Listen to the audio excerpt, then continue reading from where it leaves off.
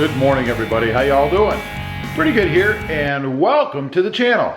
Hey, I wanted to get out here and show you guys the cold air intake under here. I put a video up recently, probably real recently, showing the install for that cold air intake. And this is the TRD Cold Air Intake on a 2018 Toyota Tundra. And this is an SR5 off-road with the TSS package, although I don't think that matters.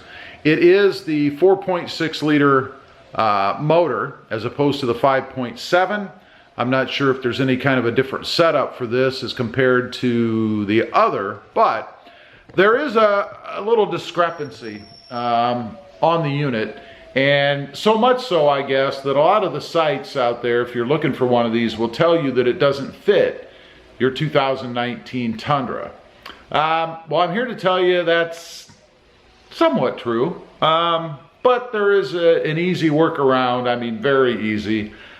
Still using the same parts that come with it and everything, and it indeed does fit because I did the install. So I'm going to show you exactly what I'm talking about. We're going to go over there and climb in the engine bay, or lean over it, and I'll show you what I'm talking about. All right, first off, we need to pull off the engine cover. So let's do that. Again, you just lift up and pull forward. Comes off of there really easily. Now, what I'm talking about, and let me zoom you guys in a little bit so you can see exactly what I'm talking about. You guys can see this hose right here.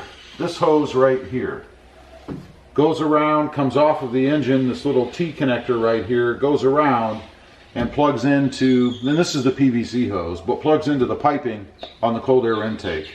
And when you get this hose, it's kind of shaped like an L. As I mentioned in the video before, that would have been fine had the little nub here on the connector, or if it would have plugged into the back of this. But they've changed the way the things are set up a little bit, apparently, and that they now have something else plugged into the back here instead of off to the side like I assume it was on previous motors, because this tube that they give you does not fit perfectly, if you leave it the way it was set up, to come around and plug into the back, because there's already a pipe there. Now, why I say you can work around this, because of course this PVC pipe here, right here, is flexible. And all you have to do is kind of bend out this edge right here. And by the way, this has a sleeve on it. You guys can see right here. That is kind of a heat shield, I believe, from the OEM pipe that was there before when I removed the original intake.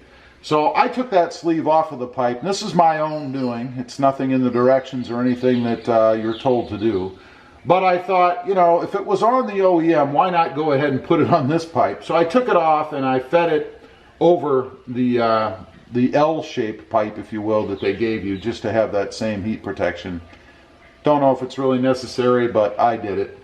So anyway, once you go ahead and get this set up, obviously this PVC pipe here is flexible, so you can bend it just a little bit. And again, it's just pipe, it's PVC pipe, like rubber, let's say, and plug it in right here on the side where it's supposed to go. Now, I'm assuming that the reason that a lot of the sites say that this will not fit is simply because the pipe doesn't fit exactly the way it's supposed to fit out of the box. In other words, you do have to bend it just a little bit to get it to fit on there. That's it. It's not a big deal. As you can see, I have mine hooked up. It's not in the way. It's not constricted or bent in such a way that it's going to pinch off the PVC pipe or anything. And I've not thrown any codes or had any issues or anything like that because of the way that I did it. So as far as that part goes, again, right here, it does work. So you might be aware of that if you're looking to put this on and you pull it out of the box, and if you just look at it, you're like, well, there's no way this fits. Well, just manipulate it a little bit. It's pretty easy to do, and indeed it does fit. If it really bothers you, you could get just a straight section, probably about 18 inches or so. I would measure it if you're going to do this, of just straight pipe, and plug it in there, run it around, and plug it into your cold air intake.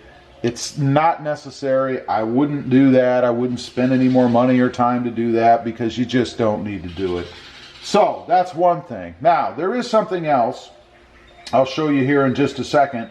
Over on that side, where the air box, if you will, plugs into the side vent or inlet, I guess, out of the fender well. So let me turn the camera over, and we'll point you guys there, and I'll show you what I'm talking about on that side.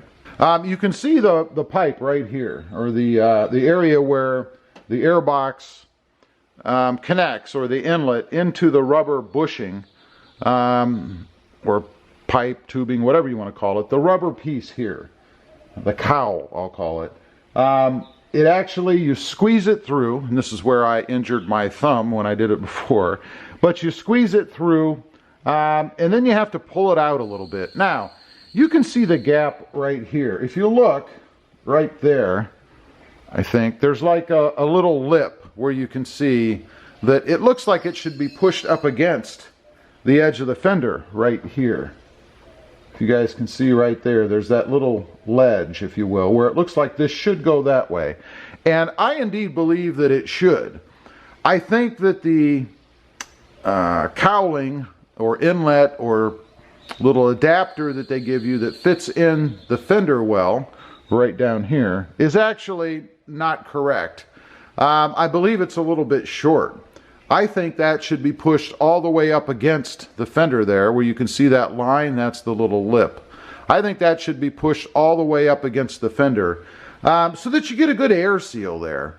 Now, that being said, it is just sucking air out of the void, if you will, that's in the fender here, you know, right over here.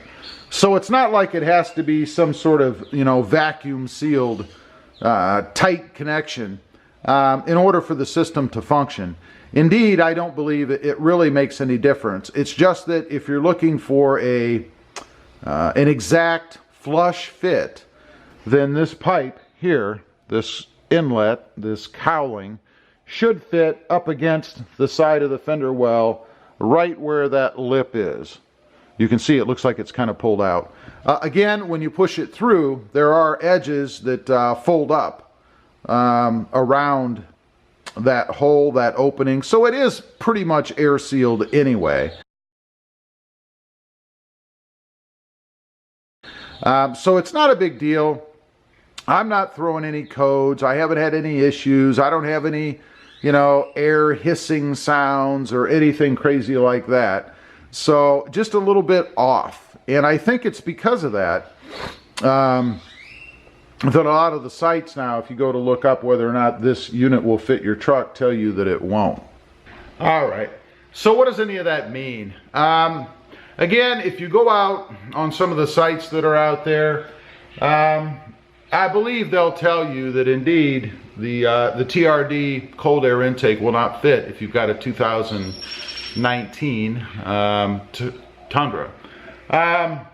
Indeed, it's not true. I just showed you guys how it works. Those are the only two areas that it's just a little bit off. If it bothers you, like I said, you can get a straight piece of hose, tubing, PVC, if you want, and connect it up that way. It really is a waste of money. You don't need to do that. The part that you've already paid for that comes with it does indeed fit. As for that cowling side, I'm sure that they're going to probably redesign that a little bit, make it a little bit longer so that it fits the way that it looks like it should.